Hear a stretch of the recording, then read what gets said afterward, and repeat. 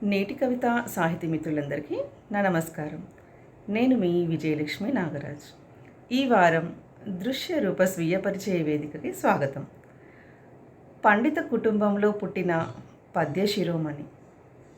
విద్యకి వయసుకి సంబంధం లేదంటూ 52 వయసులో డాక్టరేట్ని సంపాదించిన స్ఫూర్తి ప్రదాత.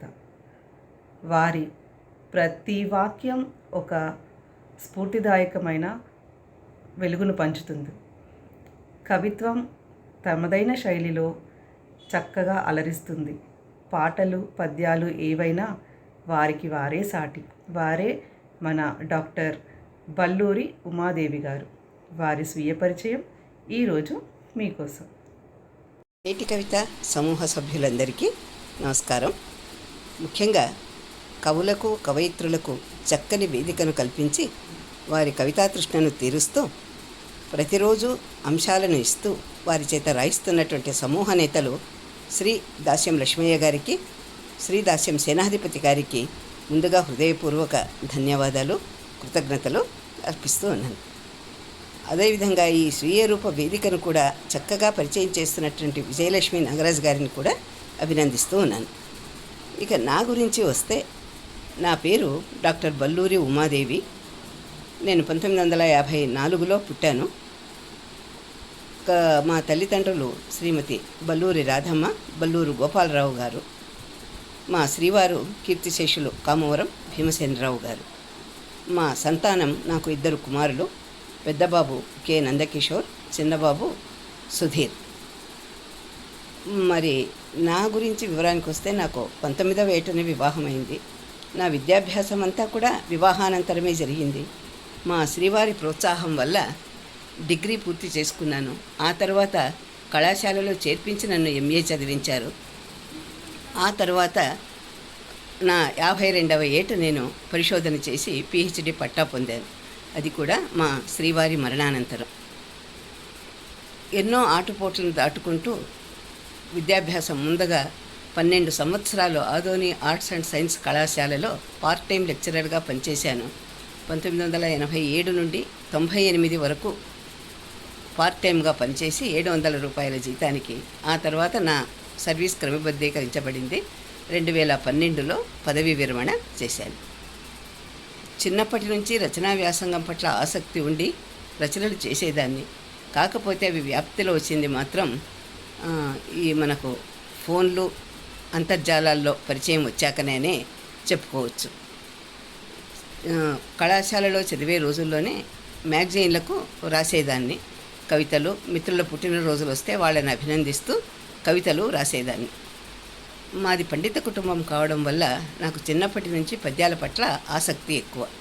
మా తాతగారు, మా నాన్నగారు, మా 2 పెద్ద తండ్రులు, మా మేనత్త కూడా తెలుగు పండితులే కావడం వల్ల నాకు తెలుగు భాష పట్ల మక్కువ ఎక్కువగా చిన్నప్పటి నుంచే కలిగిందనమాట.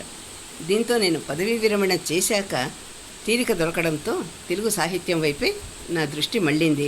దానిలోనే రచనలు చేస్తూనే ఉన్నాను. నేను ఇంతవరకు ముద్రితమైనటువంటి గ్రంథాలు 6 గ్రంథాలను ముద్రింపజేశాను.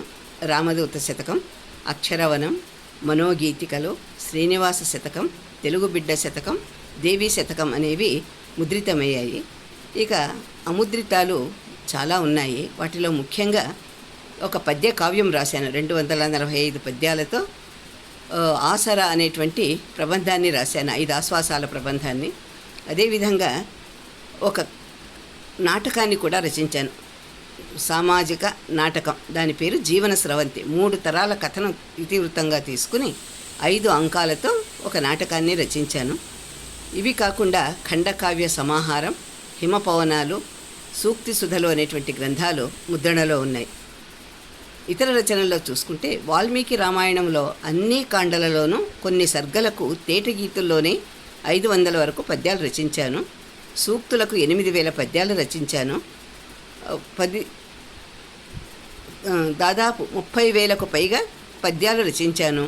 అందులో సమస్య పూరణలు, దత్తపదలు, నిస్తాక్షరులు కూడా ఉన్నాయి. ఇవి కాకుండా 2000 వరకు కవితలు రచించాను. 200 పాటలు రచించాను. జాతీయ సదస్సుల్లో పత్ర సమర్పణలు ఎక్కువగా చేశాను. వివిధ పత్రికలలో వ్యాసాలు, జాతీయ సదస్సుల్లో కూడా ఉపన్యాసాలు చేశాను. ఇవి కాకుండా ఆదోనిలోనే భారతం, భాగవతం, రామాయణం, భగవద్గీతలపై ప్రవచనాలు కూడా చేసేదాన్ని. పొందిన పురస్కారాలు అయితే చాలా ఉన్నాయి. అందులో ముఖ్యంగా మన నేటి కవిత సమూహం నుంచి బిరుదులు పొందాను. కవితాభూషణ, కవితా విభూషణ అనేటువంటి బిరుదులు పొందాను. ఇవి కాకుండా సహస్ర కవిరత్న, సహస్ర కవిమిత్ర, సహస్ర కంఠీరవ, సహస్ర పద్య చక్రవర్తిని, సహస్ర పద్యశ్రీ అనేటువంటి బిరుదులను కూడా పొందాను. సారస్వత మంజీర ఇలాంటి బిరుదులు పలు సంస్థల నుంచి పొందానని చెప్పడానికి సంతోషిస్తున్నాను. కర్నూలు, ఒంగోలు, హైదరాబాద్, విశాఖపట్నం, ఆదోని, మంత్రాలయం, పెనుగొండ, హనుమకొండ, అనంతపురం, విజయవాడ, కర్ణాటక, మైసూర్ మొదలైనటువంటి చోట్ల పురస్కారాలు, బహుమతులను కూడా పొందాను.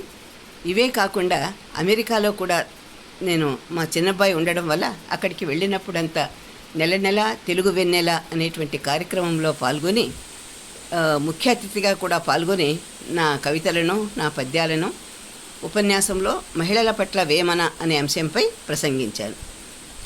అంతేకాకుండా తానా వారి సభలలో పాల్గొని బహుమతులు, పురస్కారాలు పొంది వరల్డ్ రికార్డులో కూడా చోటు సంపాదించుకున్నాను.